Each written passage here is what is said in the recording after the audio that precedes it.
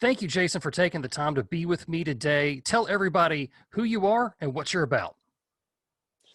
Thank you, Andy. This is going to be a really fun double part episode. I'm really glad you volunteered to come do this with us. So I'm Jason. I'm a martial arts junkie, starting with wrestling when I was 11. Did a very small amount of wrestling in college, realized those people are insane, but ended up doing Muay Thai from there, getting into more traditional and esoteric martial arts from there. And at this point in my life, I've been training for 38 years. I have a 6th degree black belt in one art, technically rated 3rd degree in 2 other arts, and a stack of instructor certifications. But my first child was 8 when he joined our family. And I realized at that time that I knew about 12 different ways to take a gun away from somebody, 10 of which would point the barrel directly where my small child was standing. And I realized that martial arts training doesn't teach you how to protect other people. And from there, because as we discussed before the show, we're both huge nerds, I dove deep into it and found that, protecting your kids isn't just about punching the bad guys or shooting the bad guys, but about being aware of mental health, being aware of safety hazards, having a good first aid kit and a good fire extinguisher in the house, and all of those things. And that led me ultimately to creating my podcast, Safest Family on the Block, where I'm lucky enough to interview world-class experts on everything from suicide prevention to advanced work on vacation to how to stock first aid kits and boogie bags and things like that. That's awesome. Sounds like you've got a lot of fun stuff going on there. And I want to give Jason full credit for these episodes. He approached me and he was like, I want to talk about the things that you and I have learned since starting our podcast, since starting this journey. And I thought it was a fantastic idea. So one of the first things that I thought about when you posed that question to me was, in my studies of this, child predators look and act like us. I think a lot of, families want to be able to say they think they can spot somebody from 10 feet away. Oh, that guy, he's a pedophile. But there isn't like a physical trait that gives away somebody's, preference for children, right? Absolutely. And it gets compounded with, there was some research about the don't talk to strangers narrative, where child psychologists asked children to draw pictures of strangers, and they had horns. Yeah. That, they drew monsters. Mm-hmm. And unfortunately, these people who are inarguably monsters. And, I'm such a nerd, I play D&D, so I know exactly what you do with a monster. You kill it, you take their stuff. But they don't look like monsters. They look like us, as you say. Right. And they're not going to be mean. They're not going to try to stab you with their horns or anything like that. They're just going to try to convince your kid to go along with whatever it is that they want to do. And, you talked about the drawing, and I thought that was great because I've read that too. Gavin DeBecker in his book, Protecting the Gift, talks about everybody is a stranger. Oh, you got it there on the bookshelf? Very good. Yes, I love it. By the way, I like several of your other titles back there too. But he talks about in the book, as I'm sure you know, everybody's a stranger to a kid. And if you don't let your kids converse with strangers under supervision, they're not going to know, they're not going to have any sort of reference as to what a good person acts like and what a bad person acts like. So I thought that was a real eye-opening thing to understand, that everybody's going to be a stranger to your kid. We just need to know the difference between a good stranger and a bad stranger. And as a rule, never leave with a stranger, period. Conversing is okay. Never leave with a stranger. So absolutely. That was a good one. You kind of alluded to this in your introduction, and all the martial arts that you have studied. And this falls for self-defense too. They don't really teach us how to protect that other person, right? And I thought that was really cool that you realized you had that realization all on your own. Well, it came to me, and I'm sure I wasn't the first person to think of this, but it became very evident to me in a way that was striking. One of the things about when you adopt somebody is I didn't have that year of trying and that almost a year of pregnancy in which to get ready. It was a situation where my oldest son, his birth mother became medically incapable of caring for him, and she was a sure-tail relative. So it was literally 2 months, just a married couple, no kids running around. 2 months later, got a kid. So it hit me hard by surprise almost that overwhelming responsibility. And I became aware that even though I was this advanced martial artist at the time, I was running a karate school with more than 100 students. I was teaching people how to be safe, that almost nothing I had learned in the physical defense capacity helped at all. And I was fortunate enough that my first instructor, who has since passed, was a professional bodyguard. He trained at ESI. And so he and I had some conversations about, this guy has been taught how to fight in a way that protects other people. But then it blossomed out from there. But yeah, most self-defense training, whether you're talking about going to the range, whether you're talking about hands-on stuff, knife work, whatever, it's really about keeping you alone, safe from one or more attackers against you. And it's a problem. Yeah, it's absolutely a problem. And there's a lot of times that we think only in terms of, we get tunnel vision. And so we kind of see the threat and we don't see anything else, and we will act instinctively to protect ourselves, and that's just human nature sometimes. Yeah. But yeah, we've got to actually open things up and understand there's a whole flock of people that you've got to look out for and make sure that you can hopefully see danger before it starts, and that before anything turns to any sort of a physical confrontation. Yeah, one of the things I'm working on right now is actually martial arts add-on, if you will, to other systems based on protecting your kids. For example, instead of the kind of boxing stance or Muay Thai stance or wrestling stance or Taekwondo stance or whatever, or Bill Kipp's little, oh crap stance where you hold up both hands and take a step back, you're blading your body, you're holding your left hand forward in a defensive position while putting your hand on your child, putting them behind them, and then the kid's job is to put their hand in your back pocket. And so for toddlers up to about 6 or 7, before they're old enough to just run like hell in an effective way, that's a way that you can alter and rely on much of your training, but in a way that also takes care of your kids, because then you know exactly where he is. Your entire body is between them and the threat, and then you proceed to back away. But there's a lot of things out there that you can apply and can learn. It's just not presented in most self-defense classes that your civilian gets a hold of. Right, absolutely. And it's good that you're coming up with that, because that is something that's definitely needed. Yeah. And I'll tell a quick story, sure, because I'm want to do that. My family lived in Malaysia when my oldest was 14 and my youngest was 4, because I wanted them to experience living in another country. And we're walking along on the way to dinner, and I hear this barking, and these 3 dogs start coming at us. And the next thing I knew, I had a piece of concrete in one hand and the 4-year-old on my shoulders. And I don't remember doing it, but it did it.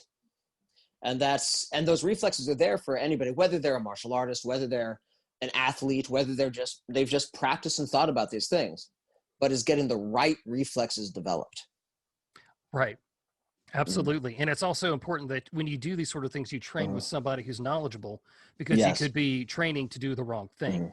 So yeah, that's fantastic. It's funny you brought up dogs, and this will kind of go into the next observation I had.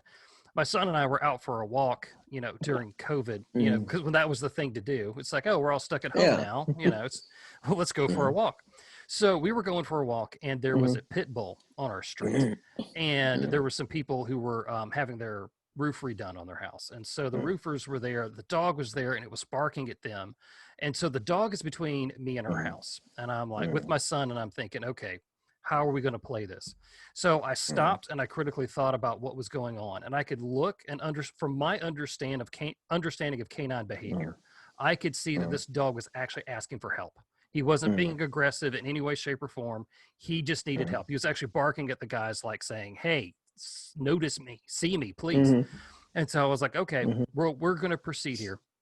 So I keep the dog, I keep myself between the dog and my son, and we walk, and he comes up and sniffs us, and he kind of barks. And again, his eyes were just kind of pleading with us, like, I'm lost, I can't do anything. And as much of a dog person as I am, I can't really take him back to my house, because this dog and my dog might get in a fight. There's, and I can't deal with that right now, that sort of thing. So I kind of had to let him go. He did eventually get found later, but that was just one of those times where, okay, here's this situation. Let's think about this critically. Let's not take it on face value.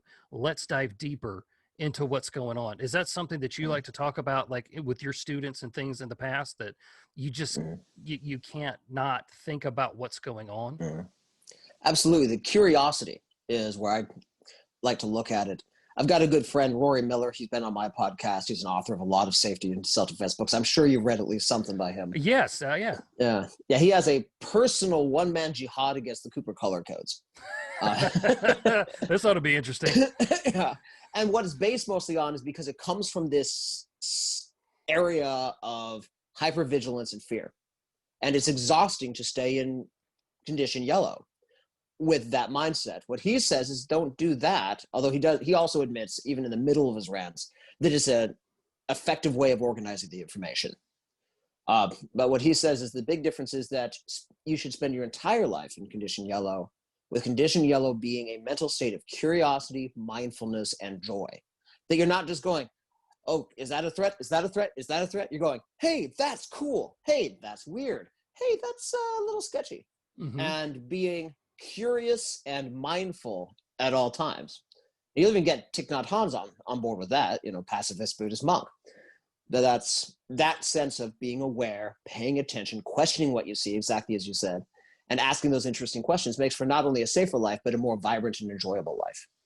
Right. And there's so much to learn out there. And it's funny, like you're talking about how your mind just kind of does things. I've been in plenty of situations where almost on a subconscious level, my brain's like, hey, what's that over there? Why is that there? Why are those two people talking that way? Why does that man look so uncomfortable? And it's interesting.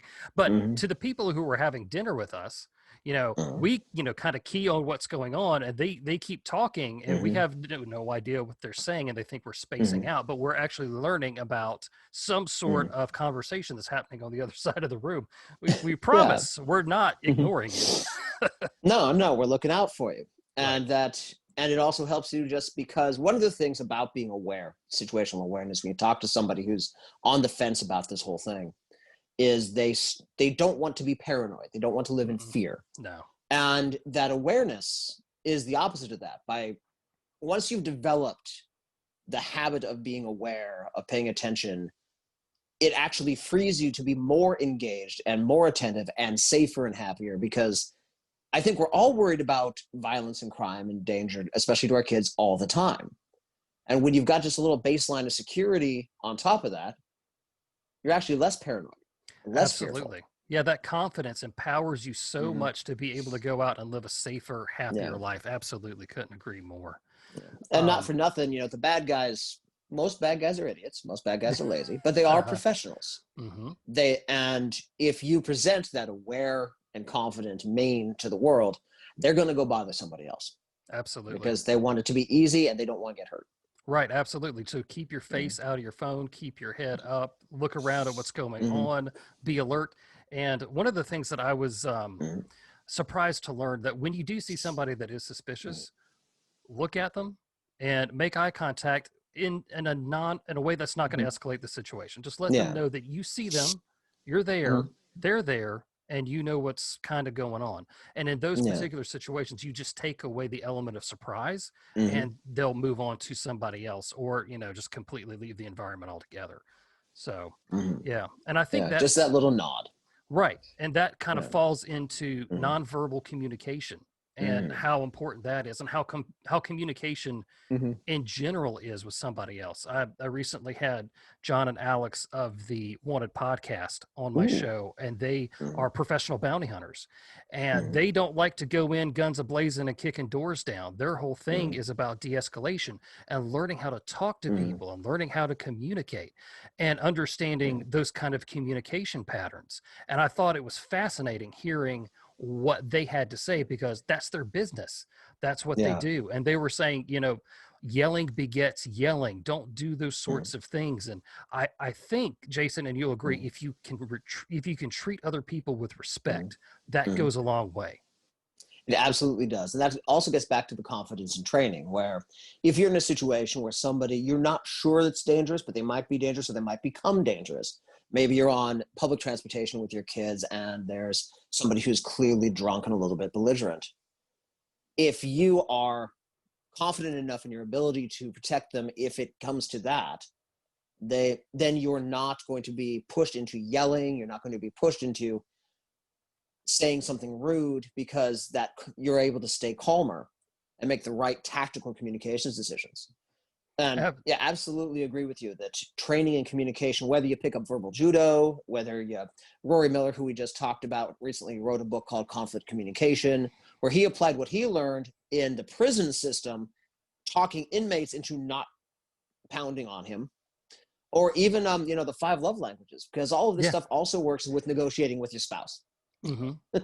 I did an interview one time with a police officer, and he had come from another state, and he had to do 2 years of work in the prison before he could go out and be an officer on the street. And that, I think that happens in California too.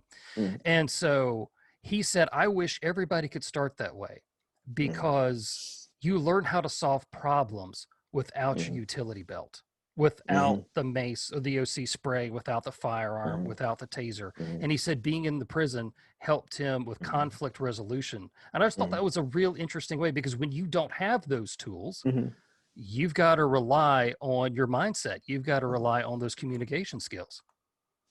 Absolutely. And I think this goes all the way back to our first point of child predators looking and acting like normal people, especially when we start talking about internet predators.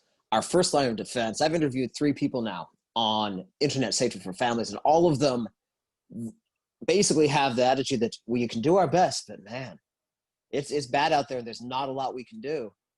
All of them say that our first line of defense is communicating with our kids in a way that they feel like they can bring information to us, in a way that we know where they are, who they spend time with, where they would come to us with questions about, hey, is this kosher? Because I think it's kosher, but, and having that communication, not just tactically, but with our family. Right. I will tell you about a situation that happened today exactly with this. So my son had to do virtual learning today. And so he had the laptop up, and one of his classmates had control of the meeting, and they changed his name to something. And he's like, Dad, they changed my name. I was like, what did they change it to? He's like, you don't want to know. I'm like, hey, why don't you just go ahead, tell me? He's like, they changed it to but. And then we both kind of laughed about it. I was like, okay, yeah, that was not a nice thing, but I'm very glad that you told me. Why don't you tell them to change your name back? And it was one of those situations where I had a good enough relationship with my son that he could come to me with something like that. So I'm so glad that you were helping to get that kind of word out, because the internet is scary. It is. And the more expert someone is at the internet, in most situations, if you're worried about travel safety for your family, you go talk to a bodyguard who protects families overseas. They're less worried about it. You talk to an EMT about home injuries, they're less worried about it, at least for their home. You talk to somebody who's an expert on the internet, the more they know, the more scared they are. And I don't want to say we should lock down our houses, because that's impractical, and B, but our first line of defense is exactly as you say, that communication, being smart and loving and open with your communication with your kids, keeping those lines open, especially like my oldest is 20, so he's on kind of out of the house for a couple of years. He's back now with us during COVID, but those years when we no longer have authority over our kids and we're only relying on our influence, communication is where we keep that influence. Right. And I think you'll probably agree that this was not a conversation that you had quickly 5 minutes before they went online. It was something that you were doing a little bit along every day, putting in the work to make sure that you had a good relationship and good communication with your entire family, right? Absolutely. One way to look at it, although it's a little, I don't know, maybe mercenary, a little too nuts and bolts for some folks, but if you study martial arts, you're going to take a half an hour every day and get at it. If you're a firearms guy, you're going to get to the range once a week, once every other week. You're going to go through 1,000 rounds every 6 months, if you can find rounds these days, et cetera, et cetera. You're going to practice. You're going to get to the gym. You're going to do your road work. You're putting in all these things intentionally, investing the time to make yourself a stronger person, a better combatant, what have you. Making sure that you find that half an hour to play a board game with your kid or a video game with your kid and just chat.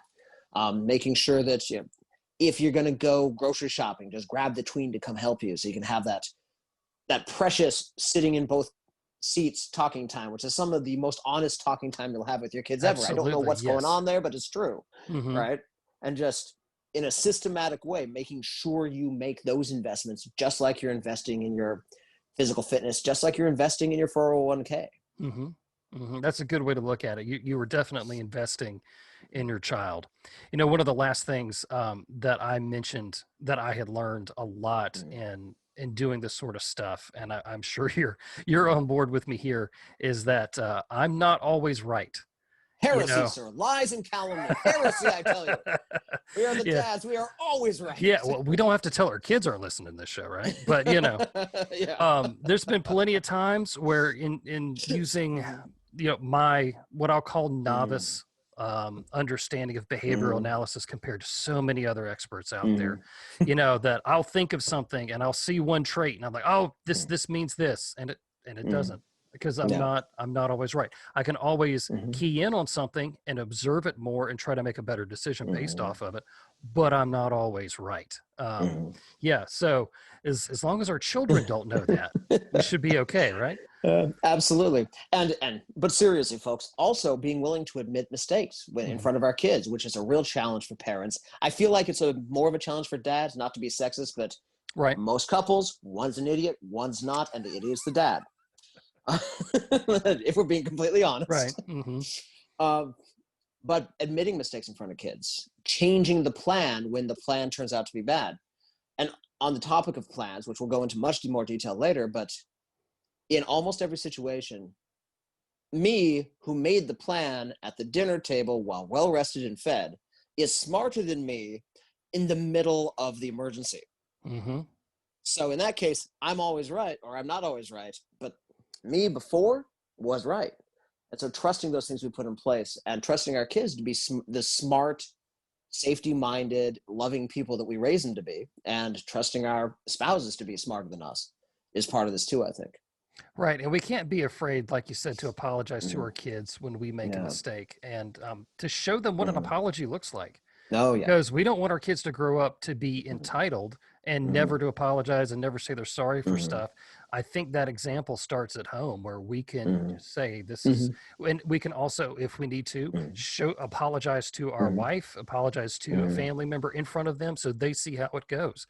So we can't fly too close to the sun, otherwise our wings are going to melt and we're going to plummet into the sea. So yeah, absolutely. And also being willing to change our mind, presented with new information in front of our kids. Yeah. And there's always a balance there between showing that we can be flexible and change our minds, especially in this situation where maybe we had a trip planned and halfway through the weather's changed and it's time to turn around and come back. And we need to balance that against opening the floodgates to having every homework time a negotiation. But that balance is there. And it should be a balance. It shouldn't be that we don't change our mind in public because we don't want to fight about homework. Right. It should be somewhere in between. Right. Exactly. Well, Jason, you and I are going to continue this conversation on your podcast, The Safest Family on the Block. Buddy, I appreciate you being here with me today. Where can people find out more about you? Well, thank you for having me, and thank you for doing this. This has been really fun. And you can find us mostly on YouTube. It's at Safest Family on the Block is the channel name. We have a presence on Facebook as well. We have a presence, an infant presence on Patreon that's going to be starting up very soon, certainly by the time this show drops. And if you find me on Facebook, there's only a few Jason Bricks, and I'm the only one who is deep on Dungeons and Dragons and martial arts. So I'll be pretty easy to find. But Safest Family on the Block on all those channels as well. All right, buddy. I appreciate your time. Thank you, sir. Thank you.